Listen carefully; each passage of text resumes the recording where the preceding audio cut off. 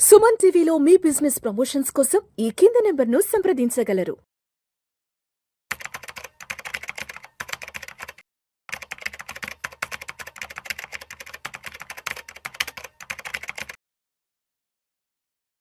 నమస్తే మాధురెడ్డి గారు. నమస్తే అండి. మాధురెడ్డి గారు, సో నిన్న ఒక 2 days బ్యాక్ మోర్గన్ స్టాన్లీ వాళ్ళు బెంచ్ మార్క్ ఇండెక్స్కి సంబంధించి ఒక రిపోర్ట్ ఇవ్వడం జరిగింది. 2026 చివరాఖరు కల్లా కూడా సెన్సెక్స్ 1,07,000 పాయింట్లకు చేరుకోబోతుందంటూ కూడా ఒక మంచి పాజిటివ్ న్యూస్ అయితే ఇచ్చారు. అంటే న్యూస్ వరకు పాజిటివ్గా ఉంది. బట్ గ్లోబల్గా చూస్తే ఎంత పెద్ద అన్సర్టనిటీ ఉందంటే, ట్రంప్ మొన్నటి వరకు 50% టారిఫ్లకి భయపడిపోయి బెంబేలైపోయిన మార్కెట్లు ఇవాళ ట్రంప్ 500% టారిఫ్లు అంటూ కూడా రెచ్చగొడుతూ ఊదరగొడుతున్నాడు. అదేవిధంగా మరోవైపు రష్యా వర్సెస్ యుఎస్ఏ కొంత యుద్ధ వాతావరణం నెలకొంది.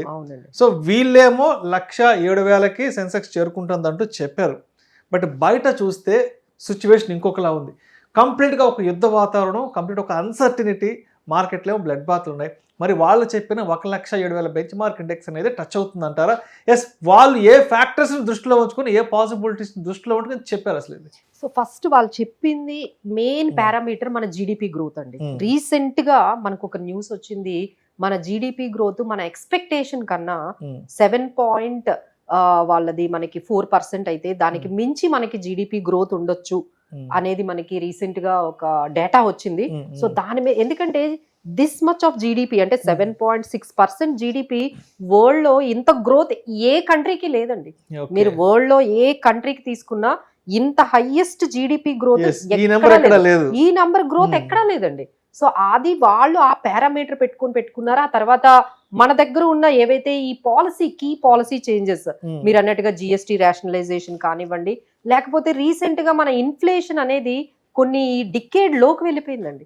ఇంత ఇన్ఫ్లేషన్ లోయెస్ట్ ఇండియాలో ఎప్పుడు చూడలేదు మనం. అది దాంతో పాటు ఏమైందంటే ఇంట్రెస్ట్ రేట్స్ కూడా తగ్గించేసాం. So this is the biggest అంటే ఒక పారామీటర్ అని చెప్పొచ్చు. అంటే గ్రోత్ ఏమో 7.6%, ఇంట్రెస్ట్ రేట్స్ ఏమో ఒకవైపు తగ్గుతున్నాయి, తర్వాత ఇన్ఫ్లేషన్ ఏమో తగ్గుతోంది. So this is the best situation అనమాట. ఏ ఎకానమీకైనా this is the best situation. దీంతో పాటు మన పాలసీ ఎకానమీ, మన డెమోగ్రఫిక్స్, ఎందుకంటే అందరికన్నా మనకి యంగెస్ట్ పాపులేషన్ ఇక్కడ ఉండడము, స్పెండింగ్ కూడా మన దగ్గర కన్సంప్షన్ అనేది మీరు చూస్తున్నారు. లైక్ ఎన్ని కార్స్ సేల్ అవుతున్నాయో, కన్సంప్షన్ చాలా బాగుంది. సో మనం బయట వాళ్ళ దగ్గర నుంచి తెచ్చుకోవాల్సిన అవసరం లేదు. మనకున్న పాపులేషనే, మనకున్న యంగెస్ట్ పాపులేషనే అందరు ఇలా స్పెండ్ చేస్తే మన ఎకానమీ అనేది చాలా హైయెస్ట్ వెళ్తుంది అని చెప్పి ఆయన ఈ పారామీటర్స్ తీసుకొని వాళ్ళు మనకి చెప్పారండి. సో ద పాసిబిలిటీ, అప్పుడు లాస్ట్ టైం మీకు గుర్తుందో లేదో, ముందు సెన్సెక్స్ 1 lakh, గోల్డ్ 1 lakh అని మాట్లాడుకునేవాళ్ళు. సో గోల్డ్ 1 lakh మీకు గుర్తుందా లేదా? లాస్ట్ సెన్సెక్స్ 1 lakh అవుతుందా, ఫస్ట్ గోల్డ్ 1 lakh, ఒకే నంబర్ 70,000, రెండు 70,000 దగ్గర ఉన్నప్పుడు అసలు సెన్సెక్స్ 1 lakh అనేటప్పుడు గోల్డ్ 1 lakh అసలు అది ఇంకొక రేంజ్ లో అసలు 1 lakh దాటేసి అది 1,30,000 అయిపోయింది. సో ఇప్పుడు మళ్ళీ 2026 లో మళ్ళీ మనం ఈ విధంగా సెన్సెక్స్ అనేది అసలు లాస్ట్ ఇయర్ లోనే 70,000 ఉన్నప్పుడే మనం మాట్లాడుకున్నాం 1 lakh అయ్యే ఛాన్సెస్ ఉన్నాయి. బట్ ఏంటంటే ఓన్లీ మనకి ఈ గ్లోబల్ ఫ్యాక్టర్స్ మీరు అన్నట్టుగా జియో పొలిటికల్ టెన్షన్స్ కానీ, ఈ ట్రంప్ టారిఫ్స్ అక్కడ నుండి స్టార్ట్ అయిందండి మనకి. Otherwise we would have reach that almost. Only మనకి ఈ ట్రంప్ టారిఫ్స్, యుఎస్ టారిఫ్స్ దగ్గర, ఈ geopolitical tensions, FIs selling, ఈ 3 పారామీటర్స్ దగ్గర మనం ఆగిపోయామండి. బట్ నాకైతే ఏమనిపిస్తుంది అంటే ఈ 3 ఫ్యాక్టర్స్ 2026 లో కూడా కంటిన్యూ అవుతాయండి. దీనికి కూడా సొల్యూషన్ అయితే నాకు 2026 లో పెద్దగా కనిపించట్లేదు. ఎందుకంటే జియో పొలిటికల్ టెన్షన్స్ చాలా పీక్స్ లో ఉన్నాయి. అండ్ ఇంకొకటి ఏంటంటే గ్లోబల్ అన్సర్టనిటీస్ బాగా ఎక్కువగా ఉన్నాయి. ట్రంప్ కూడా టారిఫ్స్ ఏ విధంగా తగ్గించేటట్టుగా స్మూత్ గా ఇండియాతో డీల్ చేసినట్టుగా కనిపించట్లేదు. ఎఫ్ఐఎస్ సెల్లింగ్ దాని వల్ల కూడా ఎక్కువగా జరుగుతుంది. So definitely there is a like chances are same as we are having in 2025. అంటే పాసిబిలిటీస్ అయితే కొంచెం అంటే 2025 లో ఉన్న ఛాలెంజెస్ ఇప్పుడు కూడా కంటిన్యూ అవుతున్నాయి కాబట్టి ఛాన్సెస్ ఆర్ కొంచెం తక్కువ అన్నట్టుగానే నాకైతే అనిపిస్తుందండి, because of these reasons. But only positive ఏంటంటే మన డొమెస్టిక్ గా చాలా స్ట్రాంగ్ గా ఉన్నాం. డొమెస్టిక్ గా స్ట్రాంగ్ గా ఉన్నాము. బట్ కార్పొరేట్ ఎర్నింగ్స్ అండి మనకు ఆల్రెడీ సీజన్ స్టార్ట్ అయింది. ఈ కార్పొరేట్ ఎర్నింగ్స్ కానీ మంచిగా వస్తే మనం వీటన్నిటిని పక్కన పెట్టేసి, అంటే గ్లోబల్ లో జరుగుతున్న నాయిస్, వాయిస్ ని కూడా పక్కన పెట్టి మనం హైయెస్ట్ లెవెల్ కి 1 lakh చేరాలి అంటే only possibility is the corporate earnings. Corporate earnings కానీ మనకి బెటర్ గా వస్తే అసలు ఎవరు బీట్ చేయలేరండి. ఏ నెగిటివ్ న్యూస్ కూడా మనల్ని ఆపలేదు. So we have to wait and watch. Right. So Anil garu, so Morgan Stanley వాళ్ళు 1,07,000 సెన్సెక్స్ బెంచ్ మార్క్ అన్నారు. వరల్డ్ వైడ్గా ఎంత పెద్ద అన్సర్టినిటీ ఉందో ప్రత్యక్షంగా చూస్తున్నాం. సో ట్రంప్ ఏ రోజు ఏం మాట్లాడతాడు, ఏ రోజు ఏ దేశం మీద అటాక్ చేస్తాడన్న డైలమాలో ప్రతి ఒక్క దేశం ఉంది కాబట్టి, మరి ఇప్పుడు మోర్గన్ స్టాన్లీ వాళ్ళు ఇచ్చిన ఈ పాజిటివ్ బెంచ్ మార్క్ ఇండెక్స్ అనేది మనం రీచ్ కాగలమా 2026లో? పాసిబిలిటీస్ ఉన్నాయి అసలు? సో ఫస్ట్ థింగ్ ఏంటంటే ఈ రిపోర్ట్ కొంచెం డీటెయిల్ తెలుసుకుందాం. ఫస్ట్ థింగ్ ఏంటంటే ఈ బేస్ కేసు ఈ 1,07,000 వరకు ఈ సెన్సెక్స్ రీచ్ అవ్వచ్చు అనేది ఏంటంటే 30% ప్రాబబిలిటీ, అంటే 30% మాత్రమే ప్రాబబిలిటీ ఉంది ఇది అవ్వడానికి. ఇక్కడ కూడా వెరీ సింపుల్, మరీ ఎక్కువ బేస్ కేసు ఏం లేదు, అంటే ఎక్కువ అనాలిసిస్ అవసరం లేదు. వీళ్ళు ఏమన్నారు, మీరు జస్ట్ మీకు ఒక 25% గ్రోత్ రేట్ ఉంటే చాలు, ఏది మార్కెట్లో అయితే చాలు, మనకు అనుకున్నట్టు వర్క్ అవుతుంది అని. సో అలాంటప్పుడు అదే ఇంకొక సిచ్యువేషన్ ఇచ్చారు, ఏంటంటే 50% సిచ్యువేషన్లో ఏంటంటే 16-17% ఈ సంవత్సరం మార్కెట్స్ అప్డేట్ అయితే అది కూడా 95,000 అవుతుంది సెన్సెక్స్ అని. ఒక 20% ప్రాబబిలిటీ ఇచ్చారు ఏంటంటే 10% డిక్లైన్, అంటే 77,000 76,000 దగ్గర సెన్సెక్స్ అనేది క్లోజ్ అవుతుంది ఈ సంవత్సరంలో అని. అంటే 80% వాళ్ళే చెప్తున్నారు ఏంటంటే probability of positive. And madam చెప్పినట్టు క్వైట్ అ ఫ్యూ రీజన్స్ ఉన్నాయి మనకి, ఏవి జీడిపి నంబర్స్ కానీ ఇన్ఫ్లేషన్ కానీ అన్నీ ఉన్నాయి. దాంతోపాటు ఇంకొక మేజర్ థింగ్ ఏంటంటే మన కరెంట్ అకౌంట్ డెఫిసిట్లో మనం ఎక్కువగా స్పెండ్ చేసేది ఏంటి, ఆయిల్ పైన, క్రూడ్ ఆయిల్ పైన. అది నియర్లీ 80% ఆఫ్ మన కరెంట్ అకౌంట్ డెఫిసిట్ ఆక్యుపై చేసేది ఏంటి, క్రూడ్ ఆయిల్ ఎక్స్పెండిచరు. అండ్ మనము ఈ యుద్ధము అంతా డిస్కషన్ అంతా బాగానే ఉంది, దీనివల్ల అన్సర్టెనిటీ అంతా పెరిగింది. బట్ ఒక్క అవుట్పుట్ ఏంటంటే ఆయిల్ ప్రైజెస్ తగ్గడం. ఎందుకంటే ఒకటి, ఆయిల్ అనేది ఇంతకుముందు షార్ట్ సప్లై ఉంది అనేవాళ్ళు, కానీ కాదు, దెర్ ఇస్ ఎ గ్లట్, అంటే ఎక్కువనే సప్లై ఉంది. యాక్చువల్లీ కంట్రీస్ తన ప్రొడక్షన్ని కట్ చేసుకొని ఈ ప్రైస్ రేట్ను మెయింటైన్ చేస్తున్నాయి, ఎందుకంటే అందరి దగ్గర అవైలబుల్ ఉంది ఆయిల్.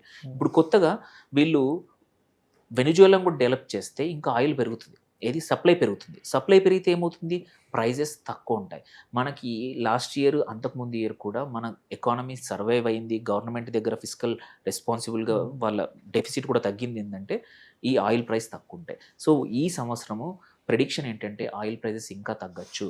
ఇంకొక $15 మనకి ఆయిల్ పర్ డాలర్ తగ్గిందంటే మన కరెంట్ అకౌంట్ డెఫిసిట్ 0 అవుతుంది, which is a great thing. మనం అనుకుంటున్నాం ఇవన్నీ నెగిటివ్ అనుకుంటున్నాం కదా, ఈ యుద్ధాలన్నీ మనకు ఒక బ్లెస్సింగ్ ఇన్ డిస్గైజ్ అవ్వచ్చు, ప్రొవైడెడ్ ప్రభుత్వం ఇన్ఫ్లేషన్ ఇలాగే కంట్రోల్లో ఉంచి కొన్ని చేంజెస్ బడ్జెట్లో కొన్ని పుష్ చేసిందంటే మాత్రం. వీళ్ళన్న మోర్గన్ స్టాన్లీ అన్న 1,07,000 అనేది I see that is less. మనం ఇంకొక కేసు ఉండింది సేమ్ వేరే ఏజెన్సీ కూడా లాస్ట్ ఇయర్ సెప్టెంబర్ అక్టోబర్లో 1,07,000 కాదు 1,30,000కి వెళ్తుంది అంటున్నారు.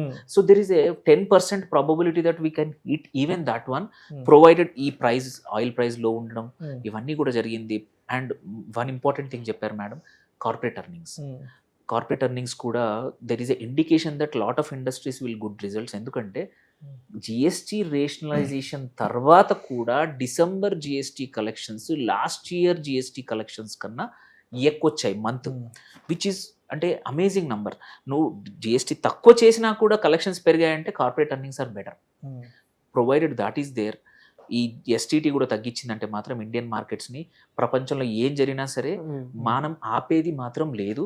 There is a higher, I'm optimist, పక్కా మనం ఈ సంవత్సరం 1,00,000 ఏదో ఒక రోజు చూస్తాం సెన్సెక్స్ అనేది మాత్రం 50% ఛాన్స్ ఉంది, నాట్ 30% అకార్డింగ్ టు వాళ్ళు చెప్పింది. There is a higher chance that will hit 1,00,000 this year. Because ఏంటంటే అటు సిల్వర్ అండ్ గోల్డ్లో కూడా ర్యాలీ ఏదైతే ఉందో కొంచెం మోరార్లెస్ ఒక రకమైన అలసట వచ్చేసింది. ఇంకా ఇన్వెస్టర్స్ ఎంత అటువైపు మొగ్గు చూపుతారనేది తెలియదు. ఇన్వెస్టర్స్కి ఎప్పుడు వెరైటీ కావాలి, లాస్ట్ 2 years నుంచి ఆల్రెడీ చూశారు. అండ్ అటు రియల్ ఎస్టేట్లో కూడా అంత బాగా అప్రిషియేషన్ రావట్లేదు, అండ్ ప్రైజెస్ చాలా ఎక్కడో కొండెక్కి కూర్చున్నాయి. ఎస్పెషల్లీ ఈ టాక్సేషన్ వల్ల ఎవరికి ఆ బెనిఫిట్ రాకపోవడం వల్ల అక్కడ కూడా ఎవరు కొత్తగా సెకండ్ హోమ్స్ కొనట్లేదు. సో అందుకోసం కూడా రియల్ ఎస్టేట్లో అక్కడ ఎక్కువ ట్రాక్షన్ లేదు. సో ఇన్వెస్టర్స్కి కంపల్సరీ ఎక్కడో ఒక మంచి చోట కావాలి, ఆ చోటే అది అందుకే మనం చూస్తున్నాం మేడం, ఇంకొకటి డిస్కస్ చేసినాం, ప్రైమరీ మార్కెట్లో ఎలా ఏ ఒక్క స్టాక్ వచ్చినా కానీ ఇట్స్ జస్ట్ ల్యాప్డప్, ఒక్కసారి కాదు 1x కాదు 5x 10x ఇమ్మీడియట్గా అవుతుంది. అంటే డబ్బులు ఉన్నాయి, just waiting for a right opportunity, right indication. Provided government gives that మన బడ్జెట్లో అది ఇచ్చారంటే మాత్రం మార్కెట్స్ పరిగెడతాయి అనేది మాత్రం 100% నమ్మకం.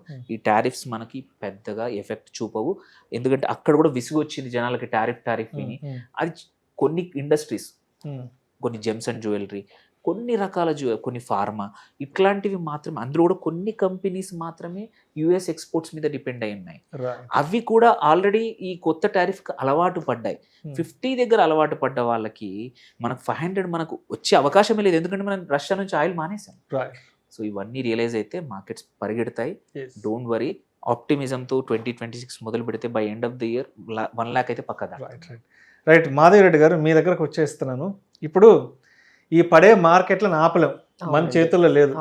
ఈ ప్రపంచంలో యుద్ధాలు మన చేతుల్లో లేవు, ఏది కూడా మనం ఆపలేం. సో ఏది మనం ఆపలేం కాబట్టి, ఏది మనం చేయలేం కాబట్టి, ఒక ఇన్వెస్టర్గా ఇంత ప్యానిక్ సిచ్యువేషన్లో మన ఇన్వెస్ట్మెంట్ స్ట్రాటజీ అనేది ఎలా ఉండాలి? సో మేము this is the year of stock స్పెసిఫిక్గానే, సెక్టార్ స్పెసిఫిక్గా ఇంకా చాలా జాగ్రత్తగా మనం ఏమైతే కొంటున్నామో వాటి మీద అయితే ఇంకొంచెం వర్క్ చేయాల్సి ఉంటుందండి ఇన్వెస్టర్స్. అంటే మార్కెట్లో ఇప్పుడు మనీ ఎర్న్ చేయడం అంత ఈజీ కాదు. It is not so easy, that is going to be very volatile. 2026 అంతా కూడా ఇంత వాలటైల్ గా ఉంటుంది, ఇంకా ఛాలెంజింగ్ గా ఉంటుంది. సో ఇన్వెస్టర్స్ ఇంకొంచెం మెచ్యూర్డ్ గా, ఇంకొంచెం స్టాక్ స్పెసిఫిక్ గా, ఇంకొంచెం నాలెడ్జ్ పెంచుకుంటూ, కొంచెం డిసిప్లిన్ ని మనం గ్యాదర్ చేసుకుంటూ ఒక డిసిప్లిన్డ్ అండ్ స్ట్రాటజిక్ గానే వెళ్తేనే మనం వెల్త్ అనేది క్రియేట్ చేయగలం అండి. అప్పట్లో మనం 21-23లో మీరు ఎక్కడ పెట్టిన ఇన్వెస్ట్మెంట్ లో పెరిగిపోయింది, అది ఇప్పుడు జరగదు. That you cannot expect. అలానే కొంచెం ఎక్స్పెక్టేషన్స్ కూడా మోడరేట్ చేసుకోవాలండి. అంటే ఊరికి డిసప్పాయింట్ అయిపోతున్నారు ఇన్వెస్టర్స్. అంటే అక్కడ 20-30% రిటర్న్స్ చూసిన తర్వాత ఈ 10% 12% రిటర్న్స్ ఈ ఇయర్ మనం చూసాం కదా. సో ఒక్కసారిగా డిసప్పాయింట్ అయిపోయి, అబ్బా ఏంటి మేడం అసలు రిటర్న్సే రాలేదు, వి వాంటెడ్ టు ఎగ్జిట్, ఇలాంటిది కొంచెం తగ్గించుకోవాలండి. ఎందుకంటే అప్పుడు లాంటి, అంటే 21-22లో 23లో మీకు ఎట్లా అయితే రిటర్న్స్ వచ్చాయో అవైతే మనం 2026లో ఎక్స్పెక్ట్ చేయకూడదండి. It will be going to be ఆ మోడరేట్ రిటర్న్స్ అని మాత్రమే మనం ఎక్స్పెక్ట్ చేయాలి. బట్ ఏంటంటే సెక్టార్స్ కొన్ని ఉన్నాయండి, మనం ఆల్రెడీ చూసాము. ఈ గోల్డ్ అండ్ సిల్వర్ ర్యాలీ అయితే కంటిన్యూ అయితే మాత్రం కొంచెం ఇలాంటి, అంటే ఈ ముత్తూట్ ఫైనాన్స్, మనపురం ఫైనాన్స్, ఆ తర్వాత కొన్ని కాపర్ అల్యూమినీకి సంబంధించిన కొన్ని కంపెనీస్, హింద్ కాపర్, జింక్, ఇలా హిందుస్థాన్ జింక్, అలానే స్ట్రాంగ్ Q3 రిజల్ట్స్ ఏ కంపెనీస్ వచ్చాయి, ఆ కంపెనీస్ ని మనం ఇన్వెస్ట్ చేసుకున్నా బానే ఉంటుందండి. లైక్ కోటక్ బ్యాంక్ కానీ, యాక్సిస్ బ్యాంక్ కానీ, అదానీ పోర్ట్స్, ఇవేంటంటే స్ట్రాంగ్ రిజల్ట్స్ ఇచ్చాయి. బట్ కొన్ని వీక్, కొన్ని ఏవైతే రిజల్ట్స్ ఇచ్చాయో వాటి నుండి కూడా కొంచెం ఆలోచించుకోవాలండి. లైక్ ఎగ్జాంపుల్ ట్రెంట్ అనే కంపెనీ, తర్వాత ఈ ఉత్తరకష్, తర్వాత ఇండస్ఇండ్ బ్యాంక్, ఇలాంటివి ఏంటంటే చాలా చాలా వీక్ రిజల్ట్స్ వచ్చాయి. సో ఎవరి దగ్గర అయితే పోర్ట్ఫోలియో ఉందో ఒక్కసారి ఈ Q3 రిజల్ట్స్ అయితే మాత్రం కంపల్సరీ, నేను కొంచెం క్యాలెండర్ చెప్తానండి. 12th Jan లో అయితే TCS HCL వస్తుంది, 13th Jan అయితే ICICI లైఫ్, ICICI లోంబార్డ్, Jan 14th Infosys and HDFC, Jan 15th L&T వస్తుంది, Jan 17th HDFC bank and ICICI bank వస్తుంది. అలానే మనకి Jan 21st doctor Reddy's laboratories వస్తుంది. సో ఎంత పెద్ద కంపెనీలు వచ్చేటప్పుడు దాని ఇంపాక్ట్ ఖచ్చితంగా మార్కెట్స్ మీద ఉంటుందండి. ఒక్కసారి ఈ Q3 రిజల్ట్స్ ని అప్డేట్ చేసుకుంటూ, ఏవి వీక్ రిజల్ట్స్ ఇచ్చాయి వాటి నుండి కొంచెం దూరంగా ఉంటూ, ఏవి బెటర్ రిజల్ట్స్ వచ్చాయో వాటిని మనం పిక్ చేసుకొని హోల్డ్ చేసుకుంటూ వెళ్ళడం ఒక్కటే మార్గం అండి. ఈ మొత్తం ఇయర్ అంతా కూడా need to be very careful while investing with stock, with sector. But asset allocation అనేది కొంచెం జాగ్రత్తగా చేసుకోవాలండి. రైట్. ఇప్పుడున్న Q3 రిజల్ట్స్ ఇవన్నీ దృష్టిలో పెట్టుకొని ఏ సెక్టార్స్ కొంత ఫేవరబుల్గా ఉంటాయి అనే ఒక ఐడియా మేడం ఇచ్చారు. ఇప్పుడు ఒక విషయం గురించి స్పష్టంగా మాట్లాడుకుందాం సార్. ఇప్పుడు ట్రంప్ 500% టారిఫ్లు అంటున్నాడు. సో ఇప్పుడు భారత్కి అమెరికాకి మధ్య కొంత సప్లై చైన్ అనేది ఏదైనా డిస్టర్బ్ అవుతుందేమో, ఈ డిస్టర్బ్ అవడం వల్ల ఏమైనా కొన్ని సెక్టార్స్ ఇబ్బంది పడే అవకాశం ఉంది అన్న అభిప్రాయం ప్రస్తుతానికి మార్కెట్లో నడుస్తుంది. ఎందుకంటే ట్రంప్ చాలా క్రిస్టల్ క్లియర్గా ఉన్నారు. ఏ దేశాలు అయితే రష్యాతో సత్సంబంధాలు పెట్టుకుంటారో, ఏ దేశాలు అయితే రష్యా నుంచి చమురు కొనుక్కుంటారో ఆయా దేశాలను నేను దూరంగా పెడదాం అనుకుంటున్నాను, ఆయా దేశాలకి 500% టారిఫ్లు విధిద్దాం అనుకుంటున్నాడు అంటూ కూడా ఆయన వైఖరి స్పష్టంగా చెప్పాడు. కాబట్టి సో ఇప్పుడు ఈ 500% టారిఫ్ అనే దాని దృష్టిలో ఉండడం వల్ల ఇది ఒకవేళ ఇంప్లిమెంట్ అయితే అమెరికాకి భారత్కి కొంత సప్లై చైన్, ఎగుమతులు దిగుమతులకు సంబంధించి కొంత సప్లై చైన్ కొంత స్లో అయ్యే అవకాశం ఉంటే మరి అది ఏ సెక్టార్స్ మీద గట్టిగా ప్రభావం పడే అవకాశం ఉంది, మరి ఏ సెక్టార్లకు దూరంగా ఉండొచ్చు అంటారు? సో మీరు అన్నది కరెక్టే. అంటే మనం ఆల్రెడీ చూసాము. ఒకటి ఫార్మా, బికాజ్ చాలా కంపెనీస్ ఏంటంటే ఎక్స్పోర్ట్స్ చేస్తూ ఉన్నాయి. కానీ ఒకటి తెలివిగా ఏంటంటే మన ఫార్మా కంపెనీస్ ఆఫ్టర్ 50% వచ్చాక అమెరికాలో కంపెనీని కొనేసాయి, మెక్సికోలో కొనేసాయి, సౌత్ అమెరికాలో కొనేసాయి, అక్కడ నుంచి ఎక్స్పోర్ట్ చేస్తూ ఉన్నాయి. ఇక్కడ నుంచి రా మెటీరియల్ ఆ కంట్రీస్ పంపించుకొని అక్కడ రీప్యాక్ చేసి ఫైనల్ ప్యాకింగ్ అక్కడ అమెరికాలో చేసి చాలా కంపెనీస్ ఈ రేపు ఇంకా టారిఫ్స్ పెంచుకున్నా చేయడానికి. సో అదొక సెక్టర్ కొంచెం జాగ్రత్తగా ఉండాలి.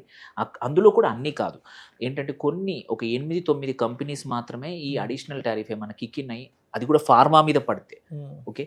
బట్ మేజర్గా సెక్టర్ అంటే ఒకటి జెమ్స్ అండ్ జ్యువెలరీస్, అది మాత్రం ఏంటంటే అమెరికా మనకి మేజర్ ఎక్స్పోర్ట్ డెస్టినేషన్. అవి కూడా కొన్ని ఏం చేశాయి, ఇండియా నుంచి యాంట్వర్ప్, బెల్జియంకి, యూరోప్కి కొన్ని ప్రాసెసెస్ ఫైనాన్స్ అక్కడికి షిఫ్ట్ చేసేసి అక్కడ నుంచి ఎక్స్పోర్ట్ చేస్తున్నారు. మనం ఏంటంటే అమెరికా అనుకుంటుంది మన ఇండియన్ ఎక్స్పోర్టర్స్ కానీ ఇండియాని తక్కువ అంచనా వేస్తూ ఉంది.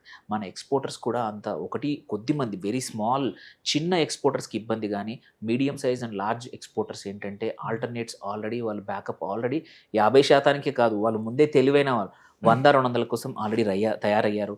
చాలా సెక్టర్స్ ఎక్స్పోర్ట్స్ ఓరియంటెడ్ యూఎస్కి, అది కూడా మనం ఫిషరీస్ మనం చూసుకున్నాం, ఫిషరీస్ అండ్ ప్రాన్స్ కానీ.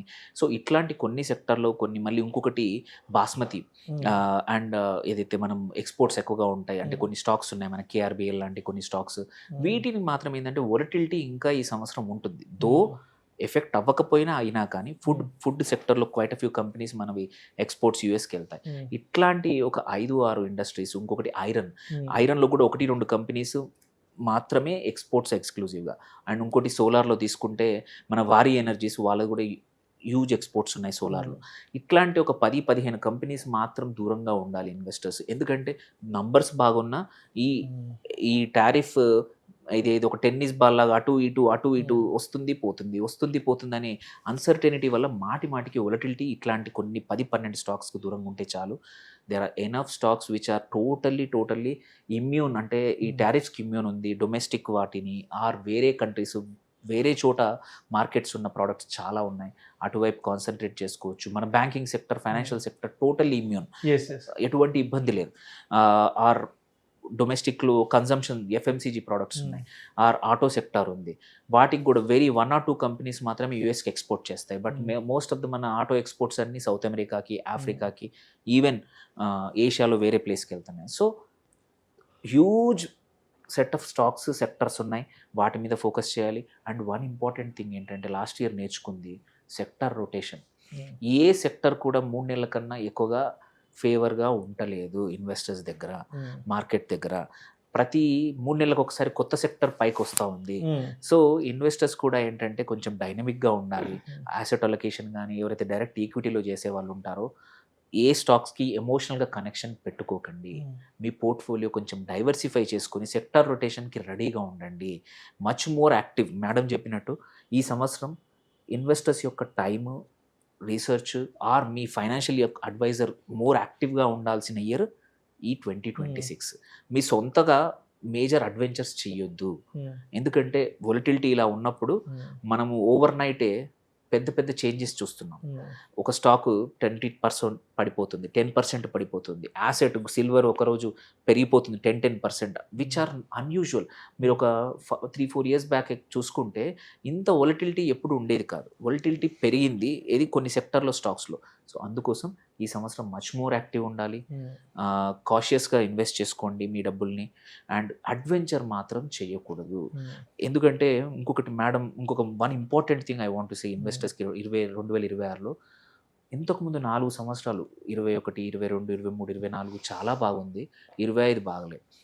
25లో ఎక్స్పెక్టేషన్ కన్నా తక్కువ వచ్చాయి. ఇప్పుడు ఏంటంటే ఇది కాదు, మళ్ళీ గ్యాంబ్లింగ్ అంటే మోర్ అడ్వెంచర్ కోసము క్రిప్టో సైడ్ వెళ్ళాలని చాలామంది ఆలోచిస్తారు. ఎందుకంటే అక్కడ మచ్ మోర్ వొలటిలిటీ ఉంది. మొన్నటిదాకా దసరా అప్పుడు పీక్ నుంచి ఇమ్మీడియట్ గా 70-80 వేలకు పడిపోయింది, 1,18,000 బిట్ కాయిన్. మళ్ళీ ఇప్పుడు 94-95కి వచ్చింది. So there is a interest ఎక్కువగా ఉంది నాకు తెలిసి. బట్ ఆ టెంప్టేషన్కి అవ్వకండి, డబ్బులు ఈ సంవత్సరం కాపాడుకుని ప్రాపర్గా సేవ్ చేసుకుంటే స్టిల్ వీ కెన్ మేక్ 15-16% ఈజీగా రిటర్న్స్ వస్తాయి.